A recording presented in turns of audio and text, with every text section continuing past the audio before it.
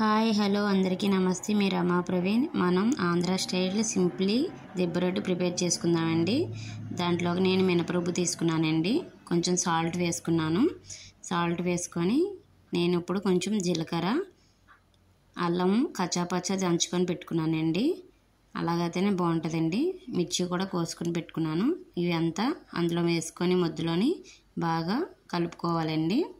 బాగా కలుపుకొని వాటిని ఉండలు లేకుండా సాల్ట్ కూడా మొత్తం ఆ మిశ్రమాన్ని కలుపుకోవాలండి. కలుపుకొని పక్కన పెట్టుకొని ఇప్పుడు స్టవ్ మీద పెనం పెట్టుకోవాలండి. కొంచెం దలసర మూగుడు పెట్టుకుంటేనే మనకు రొట్టె అన్నది బాగా వేగుతుందండి. ఇప్పుడు నేను ఆయిల్ వేసుకుంటున్నాను. ఆయిల్ వేసుకొని మొత్తం అంతా అప్లై చేయాలండి. ఆయిల్ని చివరి దాకా అప్లై చేస్తే మనకి రొట్టె వేసేటప్పటికి కొంచెం బాగా వేగుతుందండి. కింద అన్నది అంటకంట మాడకంట చాలా బాగుంటుందండి.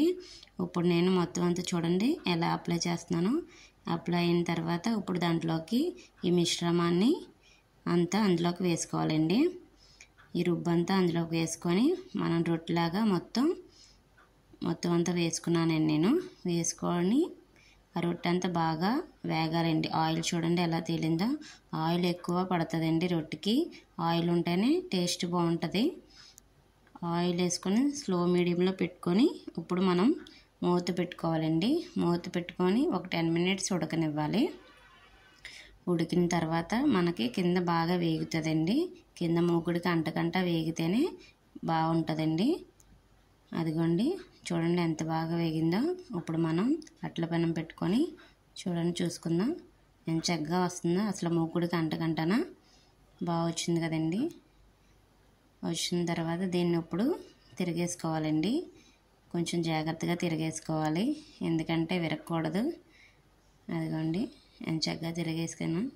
చాలా బాగా వచ్చింది కదండి. అలాగా రొట్టె అన్నది కలర్ఫుల్గా వేగితేనే బాగా వేగినట్టండి. ఇప్పుడు నేను కొంచెం ఆయిల్ వేసుకొని ఇటువైపు కూడా బాగా ఉడకనివ్వాలండి. ఇటువైపు వేగినట్టు అటువైపు ఓన్లీ ఉడుకుతుందండి, అంతే తప్ప ఎంత రెడ్డిష్గా వేగదు, తెలిసిందే కదా.